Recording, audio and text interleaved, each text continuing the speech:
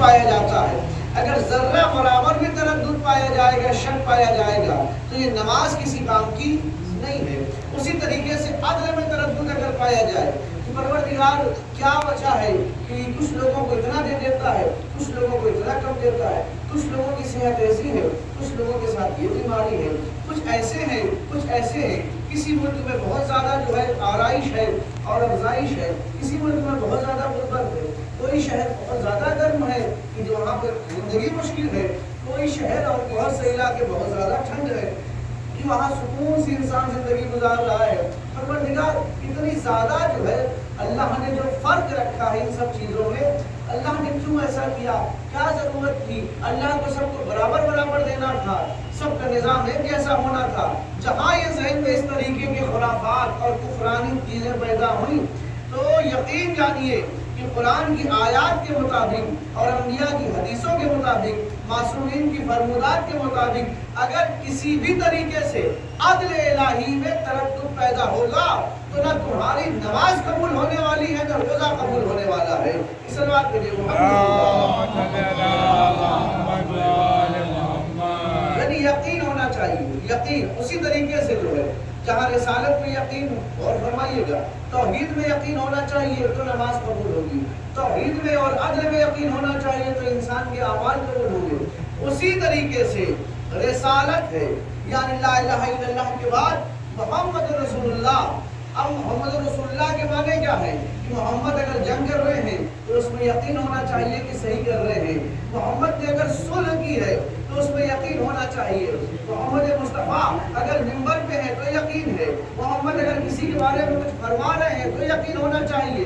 اگر کسی کی مدح کر رہے ہیں اور کسی کے بارے میں بہت سارے فضائل بیان کر رہے ہیں، حسین منی وانا من الحسین ان الحسین مصباح الہدی و سفینۃ النجات ان الحسن والحسین سید شباب اہل الجنہ ان الحسن والحسین امامان قاما وقادا.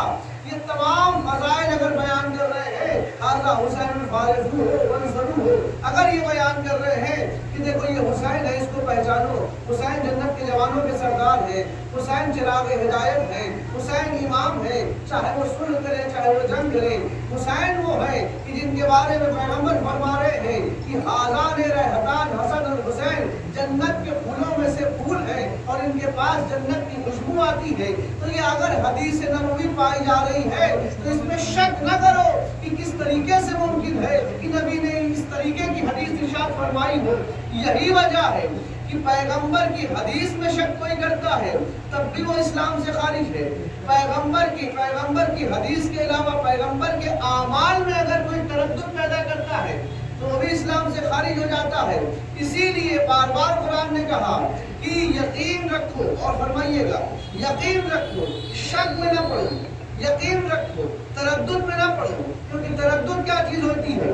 تردد وہ ہوتا ہے کہ جنگ صفین میں ایک شخص عمار یاسین کے پاس آتا ہے اور آنے کے بعد کہتا ہے کہ اے عمار یاسین، یہ جنگ صفین جو ہے یہ سول وار ہے، یعنی مولا علی اور حاکم شام معاویہ کے درمیان جو جنگ ہوئی اسے جنگ صفین کہتے ہیں. تو اس جنگ میں اور گزشتہ جنگوں میں فرق یہ تھا کہ یہ جنگ سول وار ہے، ایک طرف مسلمان اور دوسری طرف بھی مسلمان. لیکن جو گزشتہ جنگیں ہوئی ہیں، بدر ہے، احد ہے، خیبر ہے، خندق ہے، تو ایک طرف پرچم اسلام ہے، ایک طرف پرچم کفر ہے، پرچم شرک ہے، پرچم یہود ہے. خیبر میں یہودی سامنے تھے. اس کے علاوہ جتنی جنگیں رسول اللہ کی زندگی میں لڑی ہیں وہ سب مشرک لوگ تھے. تو ایک شخص آتا ہے اور آنے کے بعد عمار یاسین سے کہتا ہے، یہ تاریخی جملہ ہے، تردد کسے کہتے ہیں اور یقین کسے کہتے ہیں. عمار یاسین سے کہتا ہے، عمار ہم نے رسول اللہ کے زمانے میں بڑی جنگیں لڑی ہیں، لیکن ان جنگوں میں ہم کبھی تردد میں نہیں پڑے، کبھی ہم کنفیوز نہیں ہوئے کہ ہم صحیح کر رہے ہیں کہ غلط کر رہے ہیں، ہمارا کام صحیح ہے کہ غلط ہے. کیوں؟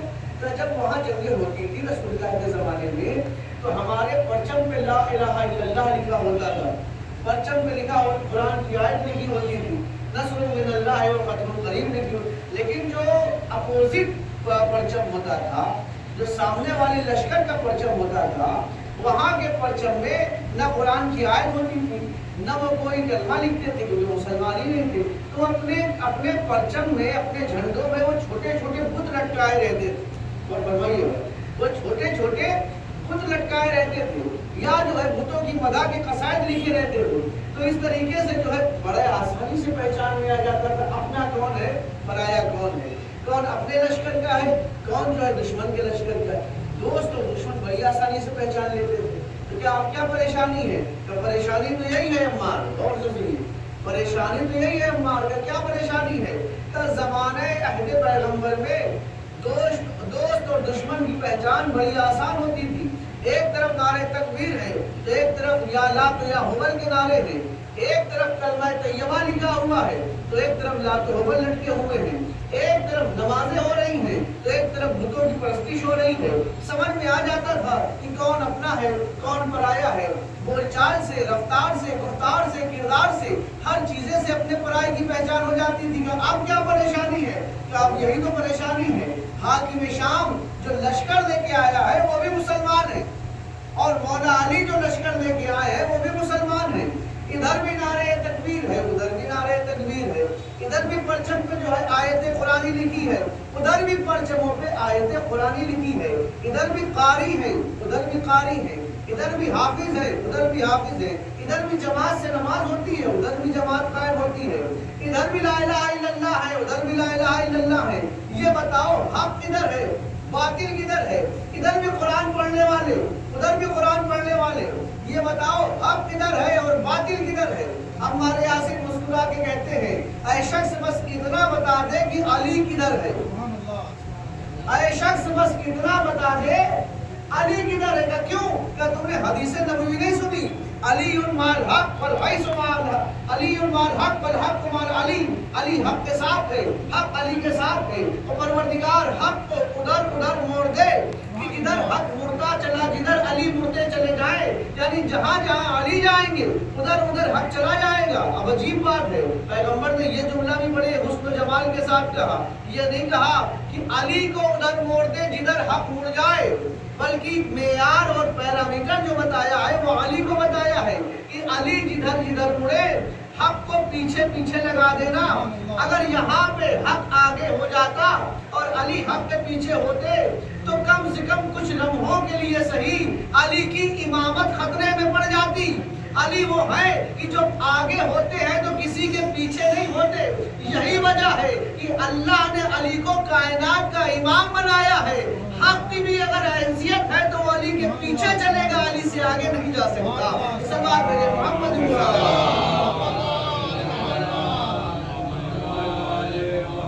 اچھا، یہ چیز اگر سمجھ میں آ گئی کہ جب پوچھا گیا عمار یہ بتاؤ کون حق پر ہے کون باطل پہ ہے، ادھر بھی نعرہ تکبیر، ادھر بھی نعرہ تکبیر، ادھر بھی مسلمان، ادھر بھی مسلمان، ادھر بھی قاری، ادھر بھی قاری، ادھر بھی لا الہ الا اللہ، ادھر بھی لا الہ الا اللہ۔ عمار نے تاریخی جواب دیا اور ہمیشہ کے لیے دیا، ہمیشہ کے لیے دیا۔ کہا جب دو ایسے لوگوں میں مقابلہ ہو جائے اور آمنے سامنے دونوں مسلمان ہو، غور فرمائیے گا، آمنے سامنے دونوں مسلمان ہو، ادھر بھی لا الہ الا اللہ، ادھر بھی لا الہ الا اللہ، ادھر بھی اللہ والے، ادھر بھی اللہ والے، ادھر بھی قرآن والے، ادھر بھی قرآن والے، تو نہ قرآن معیار ہوگا، نہ نماز معیار ہوگی، نہ روزہ معیار ہوگا، نہ حج معیار ہوگا، نہ زکوٰۃ معیار ہوگی، نہ خمس معیار ہوگا۔ معیار ہوگا علی کدھر ہے، اور فرمائیے گا معیار ہوگا علی کدھر ہے۔ یہی چیز آج دنیا دیکھ رہی ہے۔ یہ عجیب بات ہے، جب تک ایران اور اسرائیل میں جنگ ہوتی رہی تو سارے مسلمان کہتے بہت صحیح، ایران صحیح کر رہا ہے، اسرائیل یہودی ہے، بہت اچھا حملہ کیا۔ ایک مرتبہ ایران کی جنگ امریکہ سے ہوئی، لیکن اب معاملہ یہ ہوا کہ جب ایران کے میزائل تل ابیب پہ گر رہے تھے تو سارے مسلمان خوش تھے، کیونکہ حق کا پہچاننا آسان تھا۔ ایک طرف لا الہ الا اللہ والے تھے، دوسری طرف قوم یہود تھے۔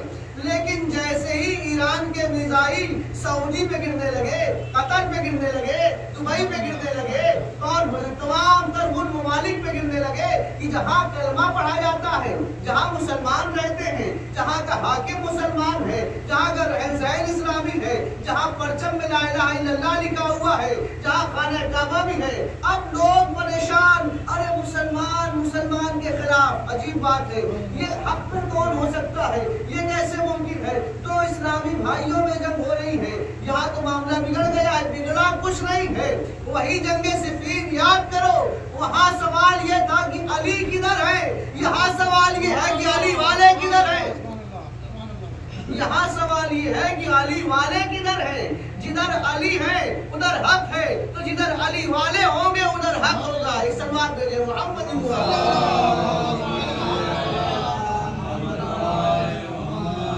یہ نہ دیکھو کہ لا الہ الا اللہ کس کی زبان پہ ہے، یہ نہ دیکھو کہ پرچم پہ جھنڈوں پہ لا الہ الا اللہ کس میں لکھا ہوا ہے، یہ نہ دیکھو کہ کتنے قاری کس کی طرف ہیں، کتنے حاجی کتنے نمازی کس کی طرف ہے. بس یہ دیکھ لو کہ مولا کائنات کی محبت کس کی طرف ہے اور مولا علی کا بغض کس کی طرف ہے.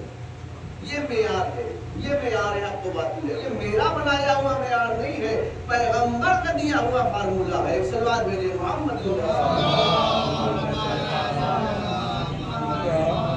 علی مال حق بالحق مال علی. علی حق کے ساتھ ہے، حق علی کے ساتھ ہے. یہ کسوٹی جو پیغمبر نے دی ہے یہ قیامت تک اپڈیٹ ہوتی رہے گی. اور یہی وجہ ہے کہ میدان کربلا میں بھی ہم نے دیکھا کہ دو ہی معاملے تھے. ایک طرف سارے مسلمان، کیا ادھر کوئی کافر تھا، کوئی یہودی آئے تھے، کوئی عیسائی آئے تھے قتل حسین؟ نہیں، سب نمازی. نماز جماعت ہوتی تھی باقاعدہ، اور قرآن کی تلاوت کے ساتھ سب حافظ قرآن لشکر یزید میں موجود تھی. اس کا مطلب یہ ہے کہ حافظ ہونے سے کچھ نہیں ہوتا، مولائی ہونے سے ہوتا. 700 حافظ قرآن یزیدی لشکر میں لکھے گئے. اتنے حافظ آئے تھے، اتنے قاری آئے تھے، اتنے زیادہ نمازی تھے، اتنے زیادہ روزے دار تھے. اور باقاعدہ نماز کے لیے اذان ہوتی تھی لشکر یزید میں، اور نماز کے لیے جماعت برگزار ہوتی تھی. لیکن دنیا نے دیکھا کہ جماعت جو نماز ہو رہی ہے کہ وہاں بار بار جماعت ہو رہی تھی. اور دیکھیے گا لشکر یزید میں بار بار جماعت ہو رہی تھی.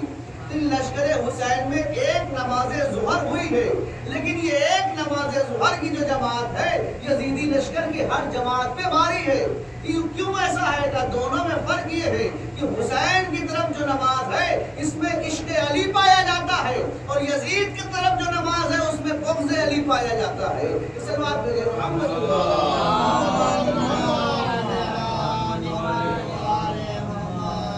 تردد نہیں ہونا چاہیے کہ کیا صحیح ہے کیا غلط ہے. لوگ بہت تردد میں رہتے ہیں، مولانا یہ نہیں سمجھ میں آتا کون صحیح ہے کون غلط ہے، کسے صحیح ہے کسے غلط ہے. ان تردد نہیں. معیار علی ابن ابی طالب، مولا کائنات، ان کی ولایت، ان کی محبت، ان کا عشق، یہی معیار ہے. یہ جہاں نظر آ جائے، کسی انداز میں نظر آ جائے، کسی زاویے سے نظر آ جائے، کسی اینگل سے نظر آ جائے، اگر علی کی جھلک پائی جاتی ہے تو وہی معیار ہے. اور فرمائیے اگر علی کی جھلک پائی جاتی ہے تو وہی معیار حق ہے.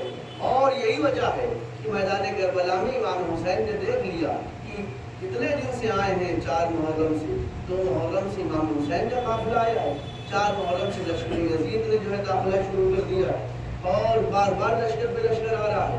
لیکن اب لشکر آ رہا ہے لیکن 4 محرم سے اس طرف نمازیں بھی ہو رہی ہیں، 4 محرم سے اس طرف باقاعدہ جماعت بھی ہو رہی ہے، تلاوت قرآن کی بھی آوازیں اٹھ رہی ہیں جتنے قاری ہیں. حد یہ ہے کہ جہالت کی انتہا یہ ہے کہ لوگ یہ کہہ رہے تھے کہ قتل حسین جلدی کرو ہمیں نماز پڑھنے جانا. اس کا مطلب نمازیں تو موجود تھیں لیکن کیسے پتہ چلتا کہ حق کی در ہے باطل کی در ہے. امام حسین نے آخر وقت میں ان کی زبان سے اقرار لے لیا. آخر وقت میں امام حسین نے یہ کام کیا کہ ایک جملہ ان کی زبان سے لیا اور کربلا کی ساری کسوٹی اور کھول کر رکھ دی کہ کربلا کس بنیاد پر ہوئی ہے. کوئی دنیا میں لوگ کہتے رہیں گے نماز بچانے کے لیے ہوئی ہے، روزہ بچانے کے لیے ہوئی ہے، حج بچانے کی، یہ سب چیزیں تو بچ گئی، لیکن جو بنیاد ہے کربلا میں، وہ بنیاد امام حسین نے یزیدیوں کے زبان سے لے لی. لما تقتلونی، کیوں قتل کرنا چاہتے ہو، کیوں میرے خون کے پیاسے ہو؟ تو جواب کیا آیا؟ کیا یہ آیا نماز آپ نے خراب کر دی ہے، آپ نے روزے کا سسٹم بدل دیا ہے، آپ نے حج کا طریقہ بدل دیا ہے، آپ نے یہ کام غلط کیے؟ نہیں، کوئی جملہ ادھر سے نہیں آیا، بس ایک جملہ آیا، بغضاً لأبیک یا ابا عبداللہ، آپ کے باپ علی مرتضیٰ کے بغض میں آپ کو قتل کرنے آئے. یہ جملہ تاریخ میں مقدر میں لکھا ہوا ہے. اس کا مطلب یہ ہے کہ میدان کربلا میں یہ جو جنگ سجی ہوئی ہے اور یہ کربلا سجی ہوئی ہے، یہ جو کربلا میں اسلام 2 حصوں میں بٹا ہوا ہے، ایک طرف یزیدی اسلام ہے، ایک طرف حسینی اسلام ہے، یہ 2 حصوں میں جو بٹا ہوا ہے یہ تمام اور تقسیمات اور تمام بٹوارا صرف دو لفظوں میں سمٹ کے آتا ہے. ایک طرف عشق علی پایا جاتا ہے, ایک طرف بغض علی پایا جاتا ہے.